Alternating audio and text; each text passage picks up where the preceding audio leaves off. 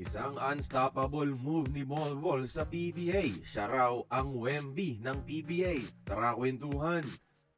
Isang linggo na lang masasaksihan na natin ang inaabangang PBA debut ni Bolbol mga idol. At may konting pasilip ang TNT kung gaano ka-espesyal itong Bolbol nila.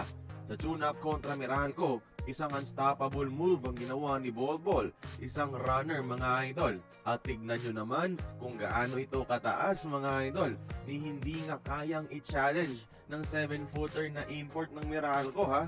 Walang makakasupalpal ng move na ito ni Bolbol mga idol sa PBA.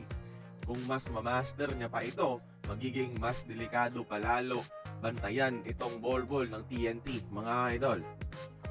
At may sinabi itong Magnolia import na si Nuni Omot mga idol tungkol sa kababayan niyang si Bolbol. According sa ulat ng spin.ph, sabi ni Omot na si Bolbol daw ay napaka-talented na import mga idol at isa siyang katulad ni Wemby sa PBA. At dapat daw, hindi siya ngayon sa PBA kundi dapat nasa NBA ang mga katulad niya. At ito rin malamang ang gagawin ni Bolbol. Dodominahin niya ang ating pambansang liga para mapakita sa buong mundo na deserving siyang makabalik muli sa NBA mga idol. Pero warning ni Omot sa kababayan na si Bolbol ay mag-a-adjust pa daw ito una sa physicality ng PBA para makapag-domina.